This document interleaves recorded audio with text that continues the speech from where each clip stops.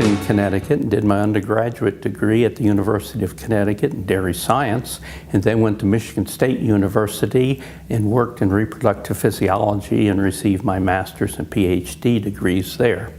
And so I had a strong desire to work with animals, and I wanted to be at a location where animals were important and there were opportunities to contribute to animal agriculture.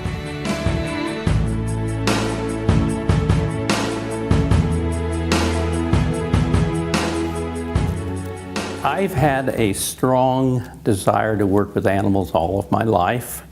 Oklahoma State has a strong desire to have a good animal program, and animals are very important in the economy in Oklahoma. And for those reasons, I had an opportunity to come to Oklahoma State University and decided to start my career here. And needless to say, I also finished it.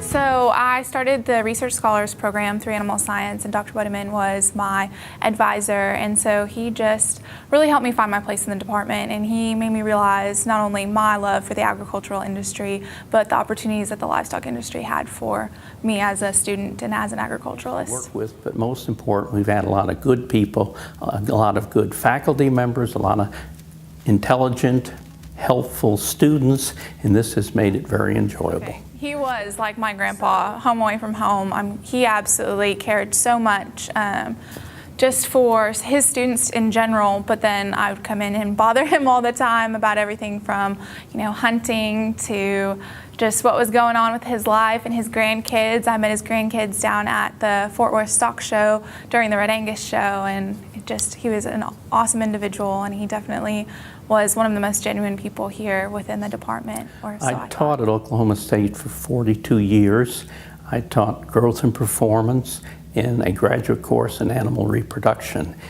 Things changed a lot during that time period. Both the amount of subject material that was available and the methods of teaching changed a lot. We went from when students took notes to when students wanted to listen and have more information available so they didn't need to write it down.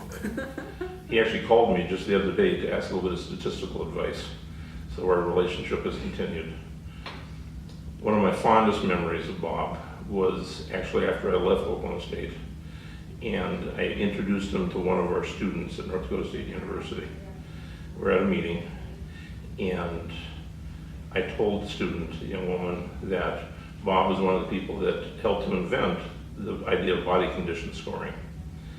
And her enthusiasm and her 1,000 questions were matched perfectly by Bob's patience and care and kindness as he answered every one of her questions. We were very fortunate in having a program that developed some techniques to increase reproduction, first in swine, how to manage animals to increase reproductive performance with the hot weather we have in Oklahoma during the summertime, and also with beef cattle. Our beef cattle work looked at how can we determine how much supplementation a cow needs to have good reproductive performance. Body condition score is the most important factor that determines if a cow is going to breed after she calves. And so we worked at evaluating body condition, looking at feeding programs, and determining the reproductive performance of cows in different conditions. I was involved with the building committee for building the Animal Science Building, and this was in 1982 that we moved in, and this was a very important change that took place. Previous to that time, the faculty and students were located in 5 buildings around campus. Because of this location effect, we didn't have a chance to interact as much. And so we moved to this building in 1982, and so we had more opportunities for collaboration and cooperation and sharing ideas and thoughts. That's when I first started working with Dr. Horn, because he moved to this building and he and I got to know one another, and we started playing racquetball. And we played for over 20 years over at the Colvin Center, and I think I'm still 1 game ahead of him. Wettemann, he always approached his job with a lot of the same qualities that I saw in Dr. Hillier and Dr. Tadashek.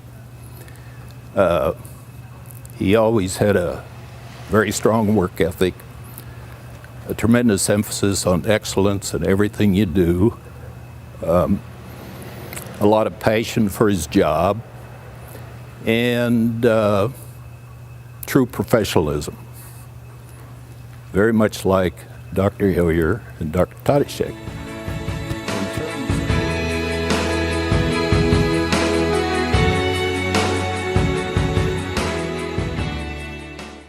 And I see Dr. Wettemann along with Dr. Horn as being true icons of the department.